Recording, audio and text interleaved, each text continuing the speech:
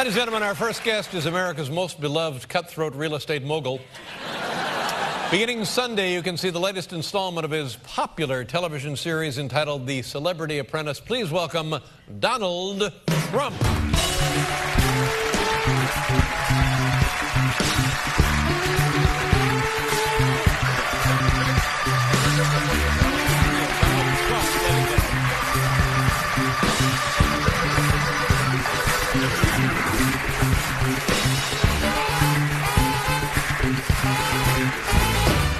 Nice to see you, Donald. How are you? Nice to see you, David. Thank you very much for being here. I know you're a very, very busy man. Let's run it down. You have your construction business. You have your real estate development. Right. You have your resort development, your golf courses, your hotels. Right. You have the television show, of course. What am I leaving out here?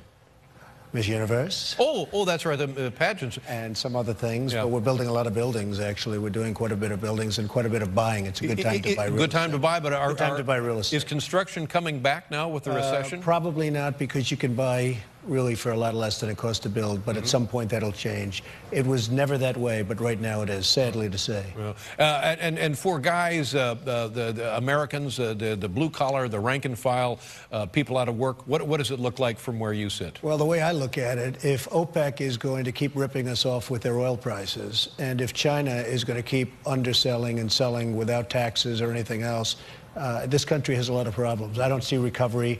Really, I don't see greatness unless we do something about China and some others and OPEC. Well, how about this? It's the greatest country in the world. Unquestionably the greatest country in the world, the United States. And yet, in 10 years, if it keeps going at this pace, in 10 years, China will surpass us. Well, that's what I'm about pathetic. to say. But so don't you think that we ought to straighten out the world's finances, being the greatest country? We ought to straighten out the environment. We ought to lead the way in fixing the environment, and we ought to lead the way in the world in health care. Then we truly would be the greatest country in the world. Well, I think we're trying to do some of those things, but we're really, we have some pretty big obstacles, David. We have some pretty big obstacles. And, you know, part of the obstacles, when fuel goes to $80 a barrel and $90 a barrel and $100 a barrel and nobody's using fuel, the oil, you say, what's going on? You know, it's interesting. If you and I have two stores and we set prices so that we, screw the customer, we go to jail. You know, you go to jail for that stuff. We create milk and we sell milk and we set a certain price. It's illegal. With oil, you have these countries setting the price of oil, destroying a certain part of the world, and nobody does anything about it. They walk away and they have their very big yachts and their very nice planes and everything else, and it's really a shame what's happening to the country. I mean, we should use our great business people to negotiate, not some diplomat that knows nothing about business. Wow, how about that?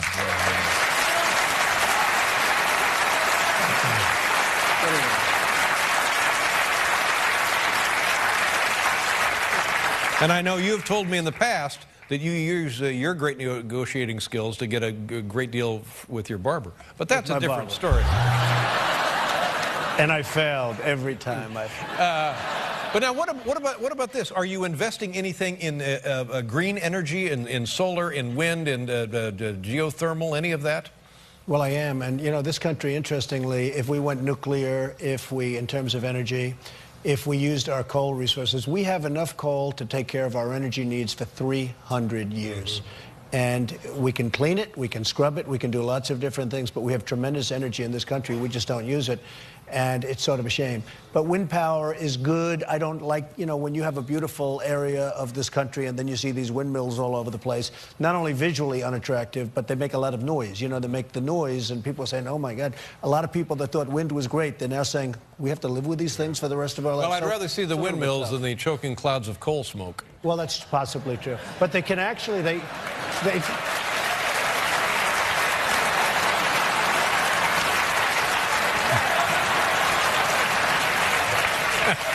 well, they do have new clean coal technology. I've been told by people who know that clean coal doesn't exist. Oh, really? Yeah, that your buddies at GE are shoving that down everybody's throat. And you're right. We have coal to last forever. Out there in Wyoming, it's being strip mined.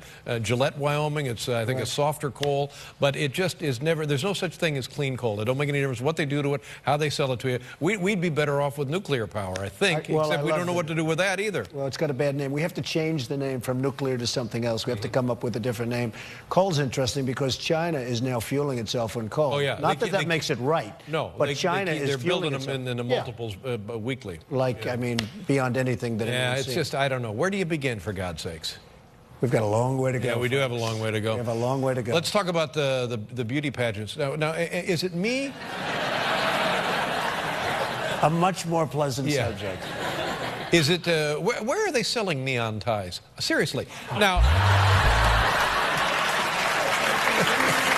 you have them custom made. No, not really. Now, so you own the Miss Universe and the Miss USA. Miss USA pageants. Miss America as well? Well, I might get them. You know, we're on network television. NBC, your favorite network, just renewed it for 3 more years. Oh. And Miss America doesn't have right now a network. So I don't know if that's a good thing or a bad thing, but... Now, you've revitalized the beauty pageants. Yeah, I think I've done a good job. Made them more interesting to the home viewers. And what was the key to that? What was the one thing that you needed to fix? Well, Miss America made the bathing suits one piece, very large, and you weren't allowed to wear shoes. What I did is I made the heels higher and the bathing suits smaller, and it was amazing. It was amazing what happened to the ratings. The ratings became very, very good. Yeah, I'm telling you, ladies and gentlemen, with this kind of genius, we have nothing to worry about. Everything is going to be fine. But what about Miss California? Was it 2 years ago or last year? What was her name? Last year. Last year. Carrie Prejean. Yeah. Now, what happened there? Something went nuts, right? Well, she had a problem with lots of different things, and ultimately a question was asked by a friend of yours, Perez Hilton, and he talked about gay marriage. Oh, that's right. Yes. Gay marriage. And it was, should, you know, 2 people that happened to be of the same sex marry? And she said no, and it was an international scandal. Now, the president said no, and nobody cared. When she said no, it became an international scandal. Now, the reason was she's very beautiful. If she weren't very beautiful, I think probably a lot of people wouldn't have cared. But it really did. It became a very big scandal, but ultimately it all worked out. And who is the current Miss USA now? Well, we have a Miss USA from, who the hell knows where she's from. and we... You know, that could be, I've done the show so much, that could be the toughest question he's ever asked me, actually. And the other, we have Miss Venezuela, who's absolutely beautiful, as the Miss Universe, who's really great. And is there still a Miss World beauty pageant? There is, but they just don't do well, and I'm very happy about that. Yeah. There is a Miss World, but I don't know, I think it's fading fast. But, I mean, shouldn't the people who compete for Miss USA and compete for Miss, what is it, the Universe? Oh, no, it should be they compete, then they move on to Miss World, then they move on to Miss Universe. No, actually, they like to move to Miss Universe, and from there, you know, the universe is better than the world, right? Well, it's a universe bigger. Like, I don't know. Not bigger. Yeah, yeah. So I think I like the name. If I had a choice of world or universe, I'd take universe. But I'm talking about a series of competitions, like a bracket. Well, there is a Miss, and there's a Miss America pageant, too, but, you know, actually, they're doing fine, but they don't have a television network right now. Maybe we should buy it. Let's buy it together. Well, you know, I just don't have that kind of dough.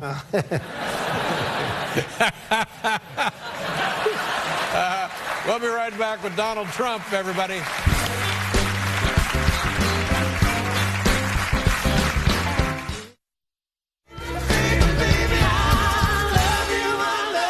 Nobody seems to know.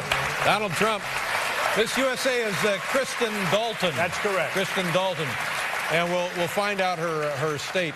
I remember when they had the big General Assembly, the kickoff, and Muammar Gaddafi shows up, and he wants to live in, he's from Libya, and he wants to live in somebody's house in New Jersey, and they said, no, you're not camp. Oh, you want to live in their backyard. It's true. And then the next thing we heard, he was in a tent in your backyard. Now, did that happen or not? This is September. Well, it actually did happen. I wasn't exactly sure what was going on. I saw this huge tent being built, and I was told that there's this, and this was a seriously big tent. In fact, it looks a lot smaller in the picture than in fact. So where's she from? Let's see. North Carolina. Yeah. Right? Right. It's a good place. So he did spend a little time there. Yes. Yeah, but no. That's weird that he would just rent your property and put a tent up. Well, actually, nobody knew what was going on. We rented the property to a Middle Eastern group, and then all of a sudden a tent started to rise on the property, and we sort of got, wise to it, and we figured out what happened, and we were able to stop it. Yeah. Did you have any direct contact with the delegation from Libya? Very direct. Really? Very direct. Did they pay you a lot of money? After the fact, we had direct, and it worked out fine. He never went there. Yeah. And can I ask what the down payment was? It was actually quite a bit. Like what? I don't want to say, but a lot. Like a lot of rent, like a lot of years for one night. Oh, and he never got to use the tent. Like $1 million bucks? Whatever.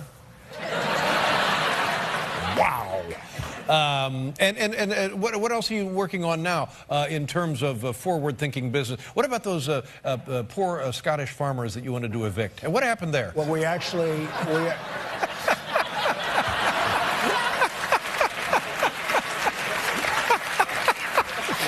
started construction last week on what I'm billing as the greatest golf course anywhere in the world, and I think it will be. They're the largest dunes in the world. Oh, this is They're called the Great Dunes of Scotland. They're the highest and largest dunes in the world, and I think when it's completed, it's going to be something very special. So it all worked out. Now, what is the future of golf with Tiger Woods being in the position he's in now, and what do you foresee in terms of his future? Well, I think his future is great. He's a friend of mine. He's a really good guy. He's had a very tough few months. And by the way, you have too, and you've done a great job. I love what you did to the blackmailer. The blackmailer. I wish more people had your attitude, David. It's true. So many people, they settle, they take... Okay. This guy's tough. Yeah. Why don't you come home with me tonight, Don?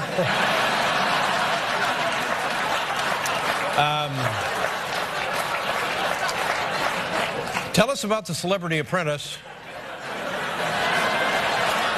I had that Rod Blagojevich on. Right. Yeah. Well, I saw it last night. Here's a guy. First of all, he's going to trial for selling, among other things, unethical activities when he was the governor. What is the guy like, as far as you're concerned? Well, he denies that, but he really seems like a pretty good guy. I've gotten to know him quite well over the last period of time. Everybody wants to know about him. You had him on last night, the top 10. I watched that. It was great. He has got a lot of courage, whether you like him or not. Look, I've known people that got in trouble, got indicted, lots of bad things happened, and they go into a corner, they put their thumb in their mouth, and they say, "Mommy, take me home." You know that, right? That's right. This guy's all over the place. I mean, he really is very committed to proving his innocence. Now, I don't know if he's innocent or not, but it takes a lot of courage to be out there like he's out there. Now, you've never been in serious trouble, have you? Not that kind of trouble. No, and I think that says volumes about you and the kind of person you are. Well, I hope so, but I hope I'm not going to be in that kind of trouble. And the apprentice, Celebrity Apprentice, who are the rest of the celebrities? Well, we have a lot of good people. We have Darryl Strawberry, who's very interesting, Cyndi Lauper. Now, there's a guy. Sharon Osbourne. Yeah, Cyndi Lauper's just wonderful. Yeah, we have Brent. We have just a lot of great people on the show, and I think it's going to do very well. There's been a great buzz, but really, people are very interested in the governor, why he did it. Sure. And, his trial is going to be going on pretty much during the run of the Celebrity Apprentice. So it's a win-win right there. That's pretty good. It's a win-win. I'm not complaining. No, you shouldn't complain. The 2-hour... well, here, I think we have a clip. Huh? No. No, we don't. Okay. I'm sorry. The Celebrity Apprentice 2-hour premiere Sunday on NBC. Donald Trump. Always a pleasure, David. my friend. Thank you very much. Good going. We'll be right back with John Hyatt.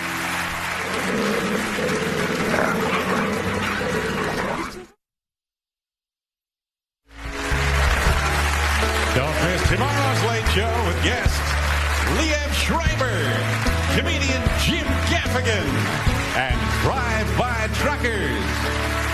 Can anyone in tonight's audience give me a ride home?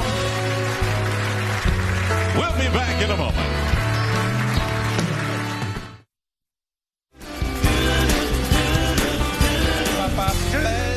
Oh, man. Bruce Kapler, ladies and gentlemen. Nice job, buddy. That's fantastic. I like that Donald Trump. You know what I mean? The guy comes out here and he's got things on his mind. He's not afraid to say them. Yeah. Yeah, it's a good day. Straightforward guy. Yeah. Lovely guest, yeah. Successful guy. That's And what? Alan,